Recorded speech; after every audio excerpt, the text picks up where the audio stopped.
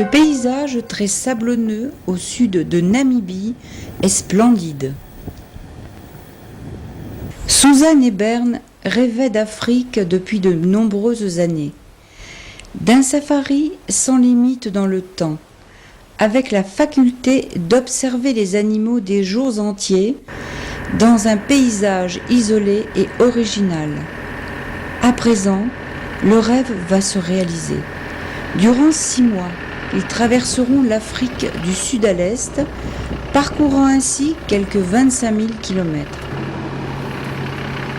Pour cela, Suzanne et Bern ont fait l'acquisition d'un Land Rover au Namibie. Ici, à côté du désert Namib, ils se familiarisent à leur véhicule 4x4 et au bruit du moteur diesel.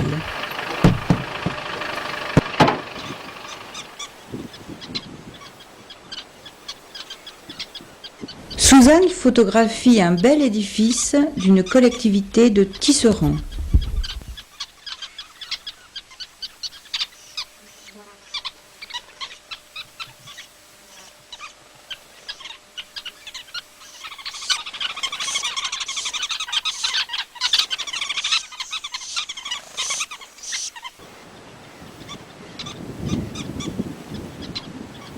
Ici, parfois, il ne pleut pas pendant plusieurs mois, quelquefois des années.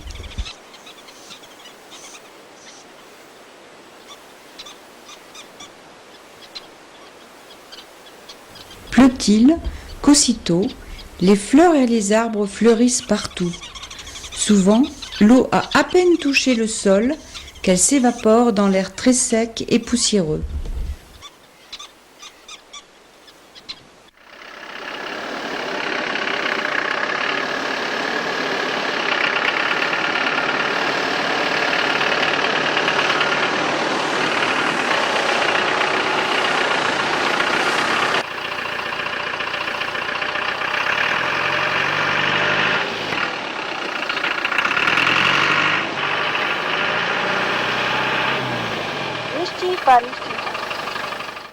Le sable poreux dans un fleuve desséché crée leur premier problème.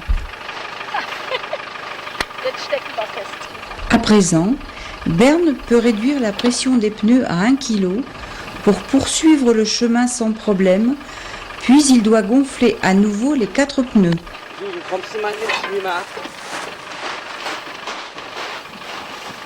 Il préfère la fouille.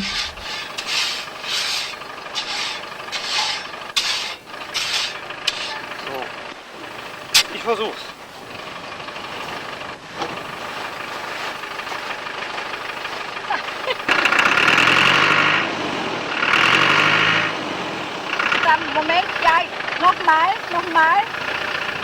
Ja, und jetzt noch, ich glaube, jetzt kannst du vorne raus. Nochmal, vorwärts.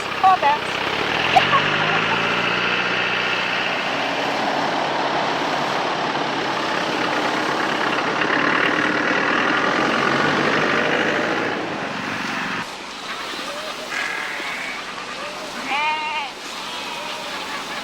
Suzanne et Bern rencontrent un troupeau de moutons et de chèvres.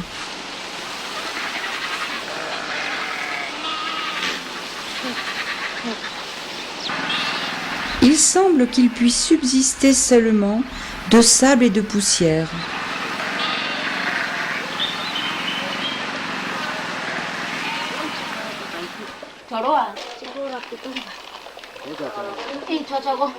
Le berger, un ama, habite une simple construction avec sa famille.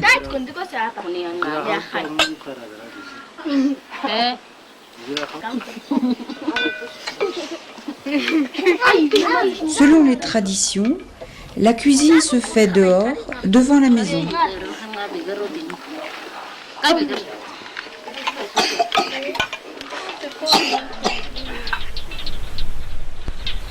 Les geckos offrent un concert expressif.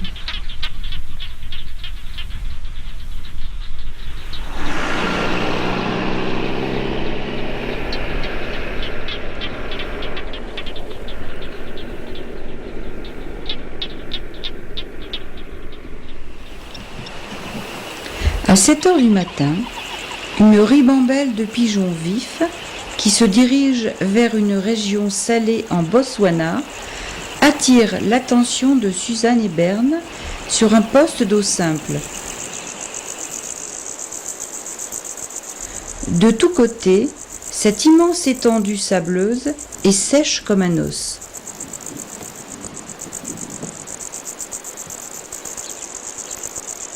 Un couple d'autruches prend un bain de sable.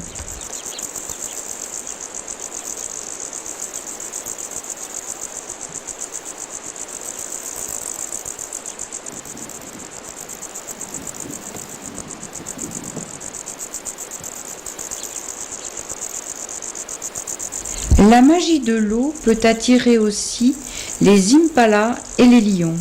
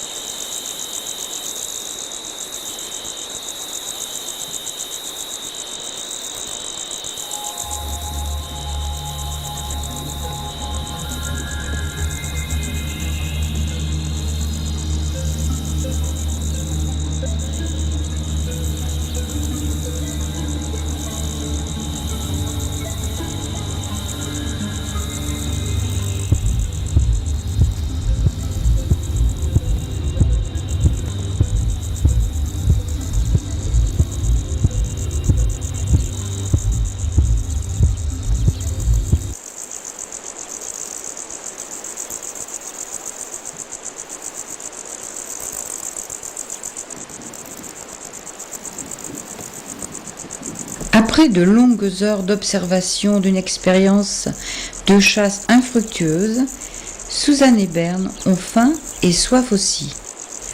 Suzanne met en pression le vieux cuiseur militaire russe. Il fonctionne de façon remarquable et supporte aussi l'essence plombée africaine. Avec un peu d'alcool, le brûleur chauffe bien.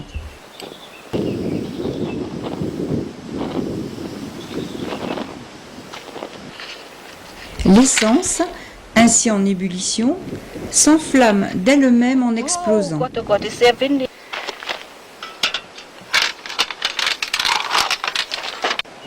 Oh, ich habe einen Durst. Ich auch.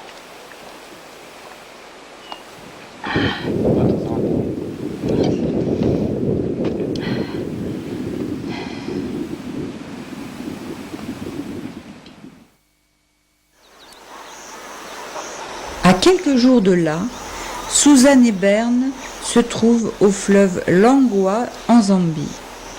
Sur sa rive, un troupeau de cigognes africaines s'assemble. Depuis son enfance, Bern a toujours été fasciné par le vol des cigognes.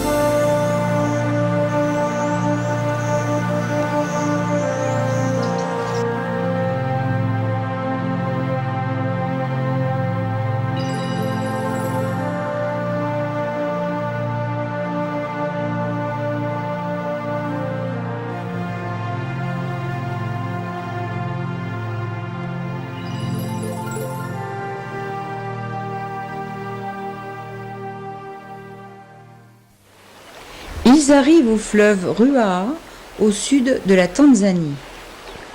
Autrefois, ici, les crocodiles attendaient que les touristes ivres tombent du bac à l'eau. À présent, il y a un pont. Les koudous, timides, connaissent le danger et s'abreuvent dans une flaque d'eau à côté du fleuve.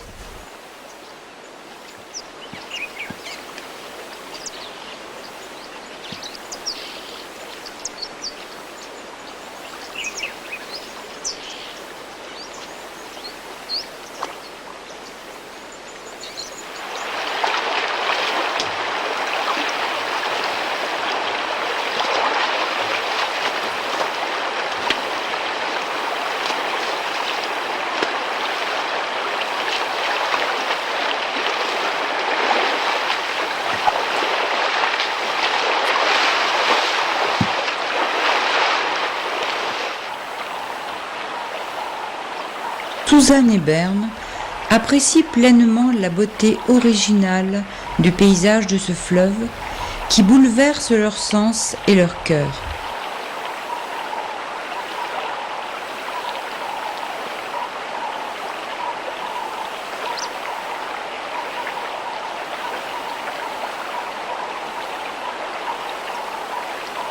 De nos jours, en Afrique du Sud et de l'Est, les observations d'animaux agissant en toute quiétude sont possibles dans les parcs nationaux qui sont d'un accès difficile.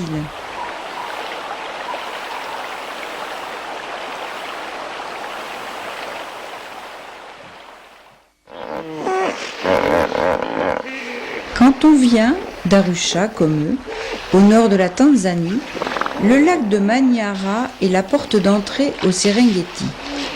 À côté du lac vit une imposante famille d'hippopotames. Ils ont des figures, des bruits et des aspects impressionnants.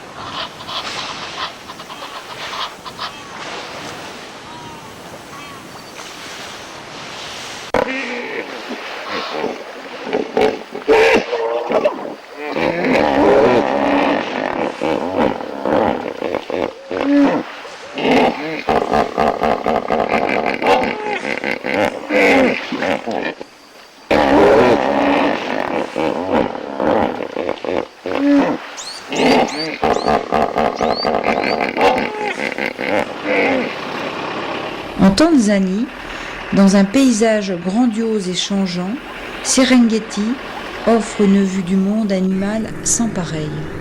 À présent, durant le mois d'août, les gnous et les zèbres se rassemblent ici en grands troupeaux.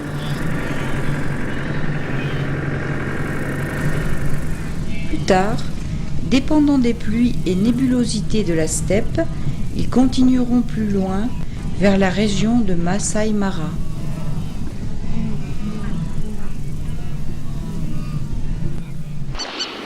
L'eau fraîche de l'étroite rivière Grumeti étanche leur soif.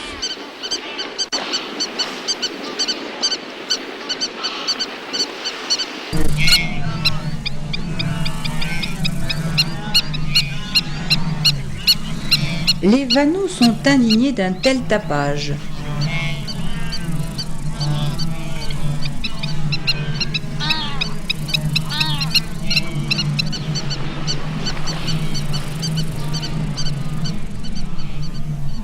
Le comportement peureux de ce gnou à queue noire a une raison fondée.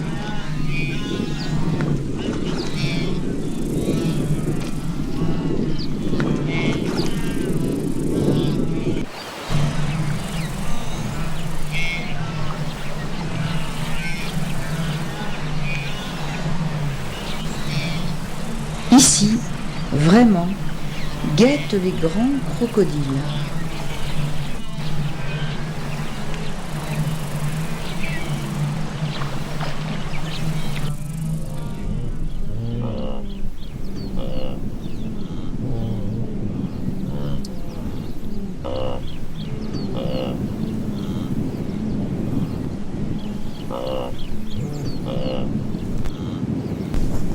Où il y a beaucoup de gnous, les carnassiers ne sont pas loin.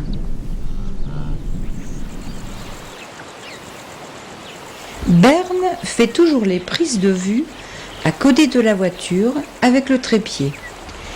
Les lions tolèrent tout à fait qu'une voiture stationne directement à côté d'eux. Par contre, ils n'aiment pas qu'il y ait des hommes à l'extérieur. Le plus souvent, ils se retirent rapidement. À cet égard, Berne reste aussi dans la voiture et les filme en tenant la caméra à la main. Cela mène malheureusement toujours aux images tremblantes. Presque en synchronisation avec sa maman repue, qui marque son odeur, le lionceau fait aussi son pipi.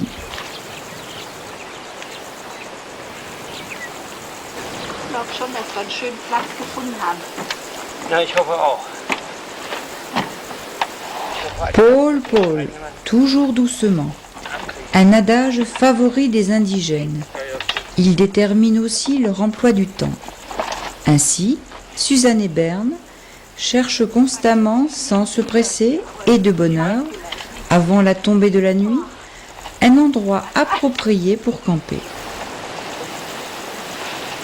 Ja, okay. Ist okay?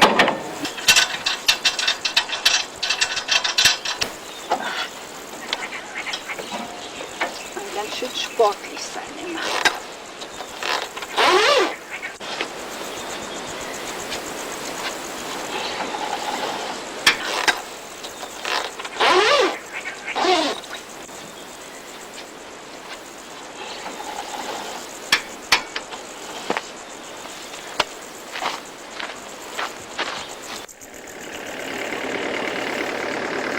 Toujours au Serengeti, en Tanzanie, tout le matin, Suzanne et Berne sont déjà de nouveau en route.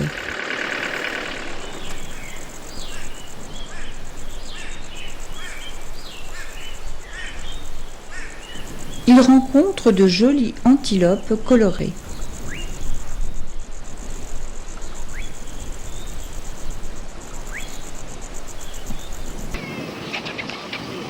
L'une d'entre elles est déchirée. Les vautours, chicaneurs et deux marabouts sont occupés avec beaucoup d'empressement avec les restes d'un cadavre. Ici, en vérité, rien ne se perd.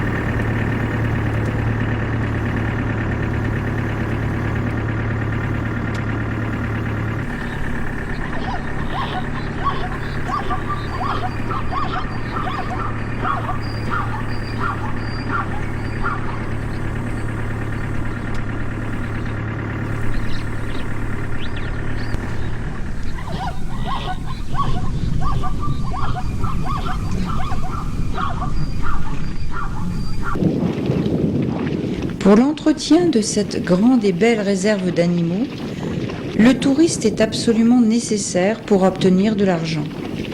Mais cela doit être contrôlé avec douceur et ménagement. Des camions, de soi-disant overland trucks, ainsi appelés, contiennent des groupes d'hommes turbulents qui ont été vus en Namibie, Botswana, Zambie et Malawi, dérangent sensiblement le monde animal.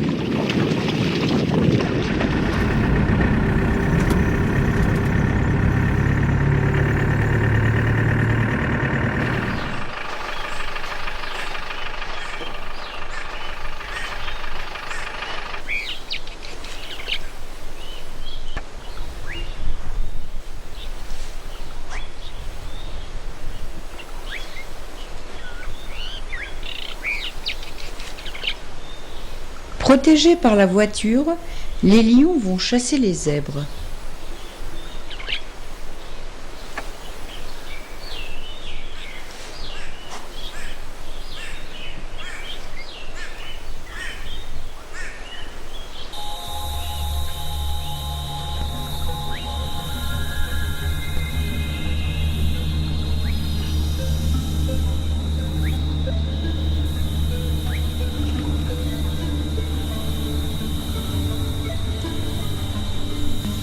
Malheureusement, l'herbe haute et exubérante empêche toute observation ultérieure concernant le déroulement de la chasse.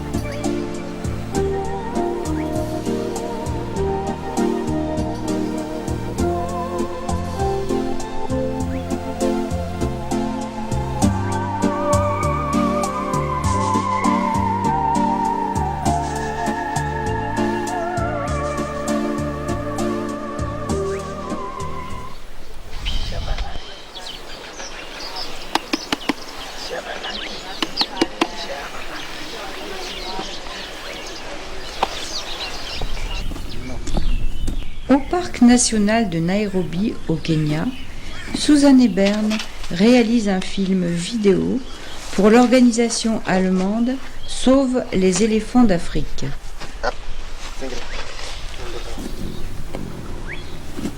L'élevage des petits éléphants orphelins de Madame Daphné Sheldrick et de ses coopérants indigènes.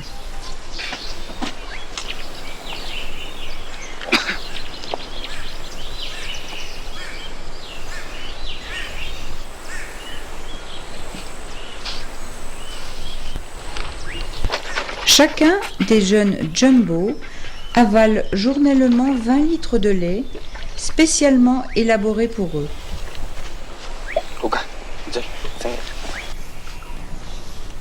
Les éléphantos sont aussi incroyablement curieux et joueurs.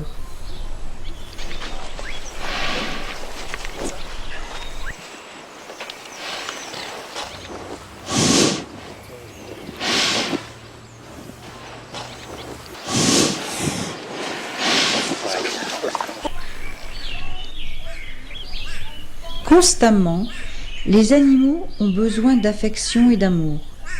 Susanne est ici dans son élément.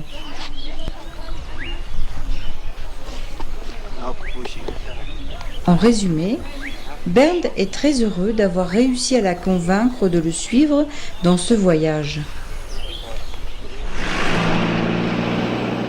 Susanne et Bernd s'enfoncent maintenant dans le parc national de Tsavo, qui est à 300 km de distance.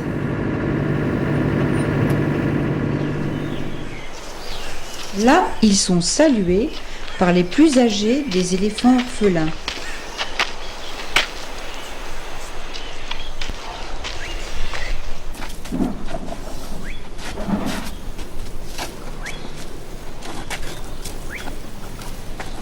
Les animaux, âgés de 2 ans, sont pour les raisons évoquées déjà puissants. Malgré tout, durant la nuit, il est nécessaire qu'ils soient protégés par une clôture haute.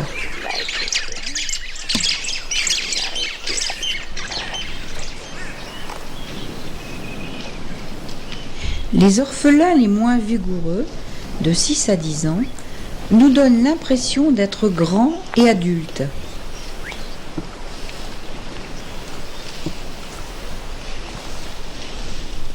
Ils passent déjà l'essentiel de leur temps dans les taillis sauvages. Pour ne pas perturber le processus de retour à l'état sauvage, les visiteurs sont tout à fait indésirables. Suzanne et Bern obtiennent difficilement l'autorisation officielle pour faire le film. L'accès leur est permis et ils trouvent auprès des gardiens et soigneurs d'éléphants une assistance aimable.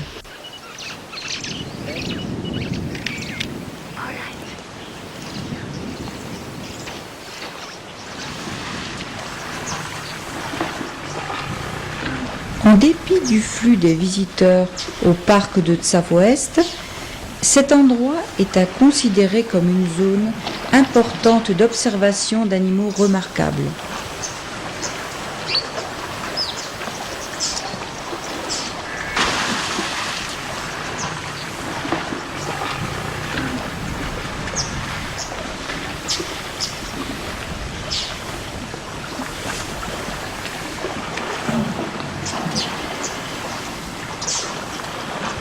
Pendant que Suzanne et Bern s'arrêtent plusieurs journées au poste d'eau, d'autres touristes doivent, la plupart du temps, durant de longues heures, retourner à la table richement garnie des lodges. C'est le meilleur moment pour Suzanne et Bern.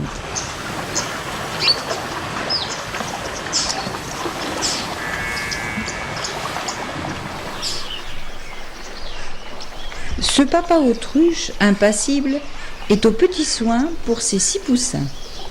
Son habit de plume est tellement adapté au milieu ambiant, par sa couleur, qu'il est à peine remarquable.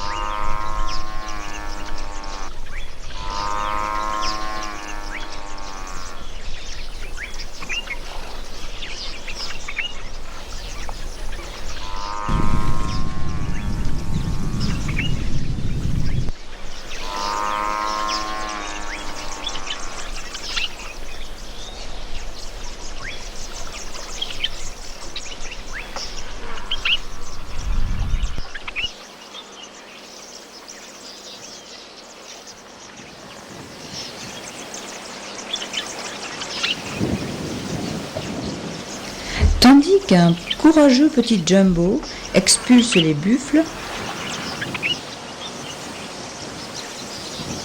le coq-autruche trouve finalement la possibilité de mener au poste d'eau ses petits assoiffés.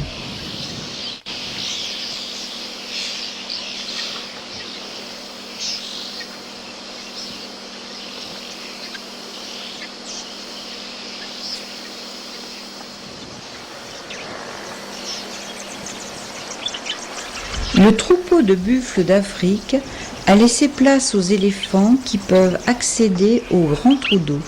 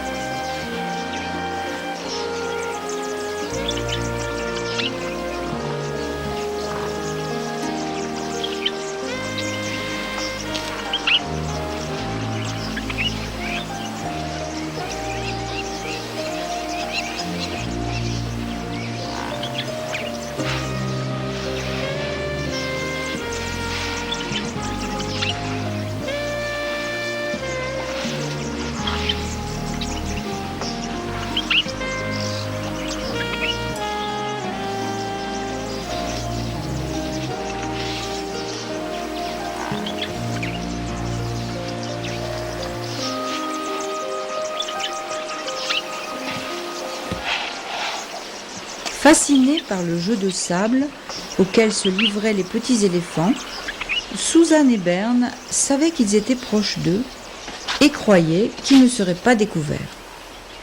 L'éléphante, méfiante, retrouve son flair.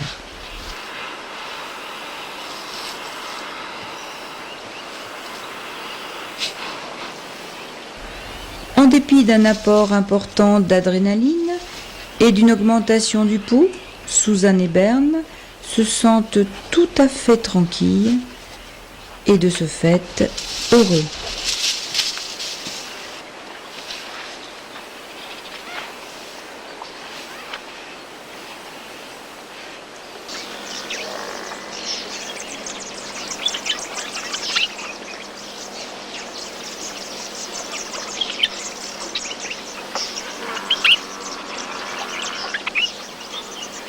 À côté d'un tel poste d'eau, cela est comme dans un film policier. Continuellement, il se passe quelque chose de nouveau et personne ne sait pourquoi.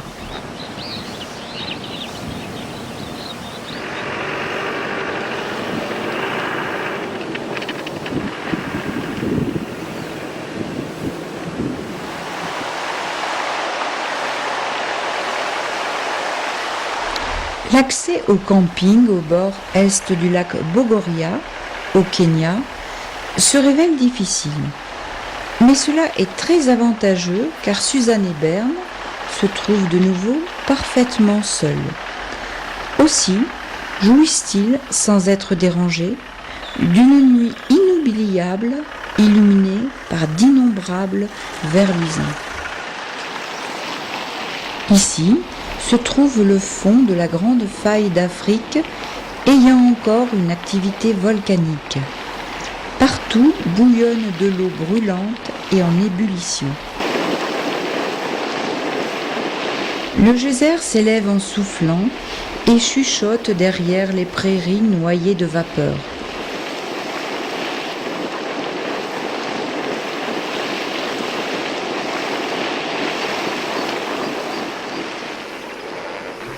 L'eau pétillante du lac héberge une colonne importante de flamands et c'est sur cette vision que prennent fin leurs impressions de voyage.